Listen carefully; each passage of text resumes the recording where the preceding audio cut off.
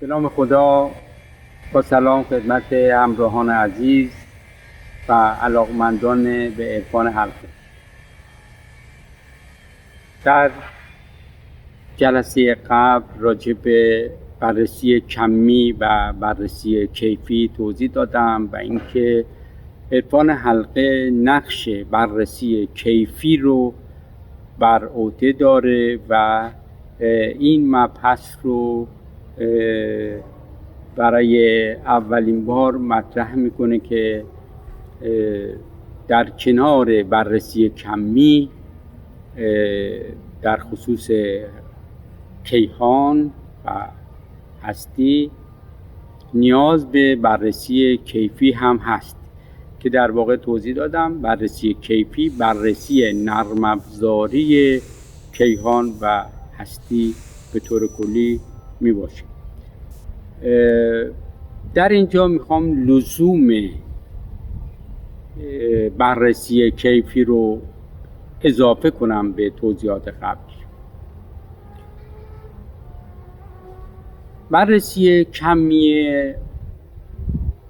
هستی منجر میشه به دست آمدن اعداد و ارقام که این اعداد و ارقام هم خودشون به طبع منجر میشن به طرح سوالات جدید که این اعداد و ارقام از کجا ایجاد شده، چرا ایجاد شده، مهندسی ایجادش چجوری بوده، چگونه محاسبه شده، چگونه حساب کتاب شده.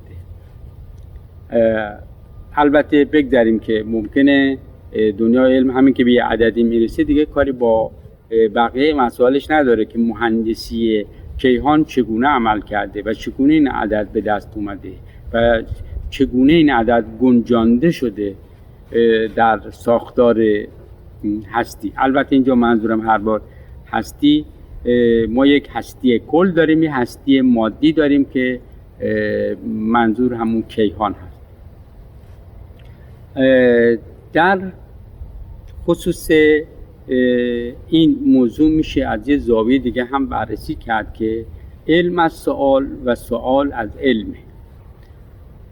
یک سوال منجر میشه به وجود آمدن یک علمی در نهایت و علمی جدیدی که ایجاد میشه منجر میشه به طرح سوالات جدیدی و تعداد سوالات نوعی که قبلا مطرح نبوده. همونطور که ملاحظه میکنید هر علم جدیدی که به وجود میاد شاخه‌های مختلفی پیدا میکنه، باز هر شاخه تعداد سوالات جدیدی رو مطرح میکنه. دوباره پاسخگویی به اون سوالات خودشون همینطوری منجر میشن به پیدایش علوم جدید.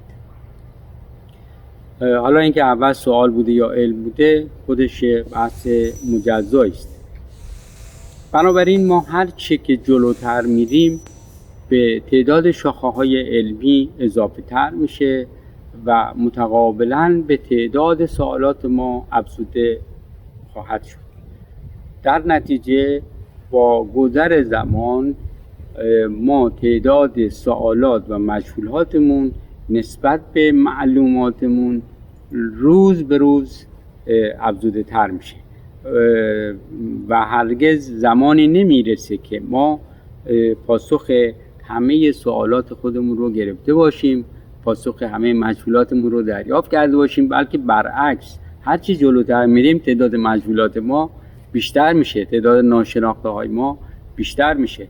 تا زمانی که ما اتم رو نمیشناختیم تعداد سوالات ما خیلی محدود بود. از وقتی که وارد اتم شدیم، وارد ذرات بنیادی شدیم، تعداد سوالات ما بی نهایت بیشتر شده و همینطور جلوتر که میریم به همچین.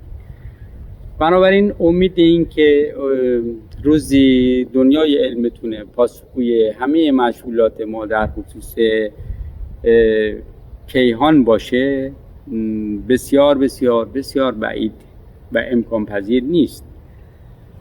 بنابراین نیاز به، یعنی ما در واقع اگر که از منهای بینایت تا مثبت بینهایت در واقع علم رو و نیاز به دانستگی رو ما ترسیم کنیم، دنیای علم فقط یک محدوده‌ای رو از این منهای بینایت تا مثبت بینایت رو میتونه پوشش بده، اون هم نه با این دید که میتونه همه سوالات رو پاسخ بده، بلکه فقط میتونه برای ما روز به روز ایجاد کمیت هایی رو بکنه در خصوص کیهان. ولی اینکه ما از کجا اومدیم، چرا اومدیم، چرا کیهان ایجاد شده، فلسفه خلقت کیهان چیه، و حالا یه سوالاتی هم این که قبل از این بیگ بنگ، قبل از این پیدایش در واقع چه چیزی در جریان بوده، اینها رو که دیگه اصلا یه بحثایی است که به هیچ عنوان در رسالت دنیای علم نیست که اصلا بتونه وارد بشه. چرا که علم فقط در محدوده ای اجازه ورود داره که بتونه اون رو تست کنه، به تجربه بکشونه، در آزمایش‌ها مورد آزمایش قرار بده. اگه نتونه این کار رو بکنه اجازه ورود رو هم نداره. باید چیزی در محدوده ماده و انرژی باشه که بتونه به اون ورود پیدا بکنه. حالا از زاویه دید عرفان حلقه ما غیر از ماده و انرژی دنیای دیگری هم داریم که نه ماده است و نه انرژی است و ما هر لحظه با اونها سر و کار داریم که حالا مباحثی از این چارچوب رو ما مورد بررسی قرار میدیم. بنابراین عرفان حلقه با دید نرم افزاری میخواد پشت صحنه سخت افزاری کیهان و حالا هستی کل رو که دنیای علم باش کاری نداره اونها رو بکاوه و کاوش کنه و مسائل رو مطرح بکنه که منجر بشه به اینکه ما به بخش دیگری از جواب سوالاتمون رو هم برسیم. چه لزومی داره برای این کار؟ برای اینکه مشخص بشه من یک مثالی میزنم. فرض کنید همه ما فیلم‌های سینمایی رو نگاه میکنیم و در این فیلم‌های سینمایی اتفاقاتی میفته، یه ماشین منفجر میشه یا ما سقوط میکنه، افرادی کشته میشن، اتفاقات عجیب غریب میفته بعضا مهیج. خب یه کسی میتونه بگه که خب من این فیلم رو نگاه میکنم، ازش لذت میبرم، به منم مربوط نیست که پشت صحنه چه اتفاقاتی افتاده. همین که من اینجا میبینم که یه صحنه مهیجی رخ داده برای من کافیه، لزومی نداره من بخوام بفهمم پشت صحنه چه خبره. خب اگه بخواد که این فیلم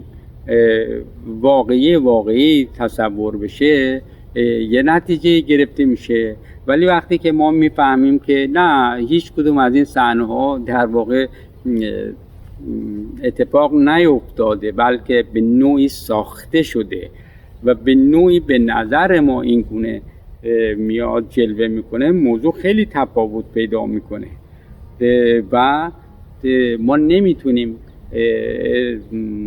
بگیم که کاری با پشت صحنه نداریم. البته نه اینکه نتونیم، میتونیم، خیلی هم همینطوریه و در واقع زندگی میکنن ولی کاری ندارن از کجا اومدن، چرا اومدن، کجا میخوان برن، فلسفه خلقت چیه.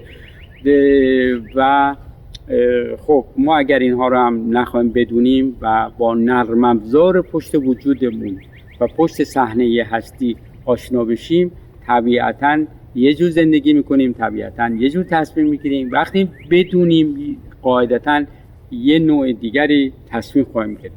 بنابراین ما برای اینکه بدونیم درست ترین تصمیم گیری چیه باید از پشت صحنه وجودمون هم با خبر باشیم، اطلاعات کسب کنیم که عرفان حلقه یکی از رسالتاش اینه که در واقع نرم افزار پشت این صحنه کیهان رو برای ما باز بکنه و هم پا با علم رایج علمی رو به ما عرضه بکنه که این دو بتونه با هم در کنار هم دیگه مسائلی رو برای ما روشن بکنه و ما از اینجا معنایی برای زندگی پیدا بکنیم، مفهومی برای بودن خودمون بیابیم که قطعاً در تصمیم گیری های ما، در دیدگاه های ما تأثیرات بسزایی خواهد داشت. باز هم در تکمیل این مباحث در قسمت‌های بعد در خدمتتون خواهم. همه رو به خدا بزرگ می‌سپارم.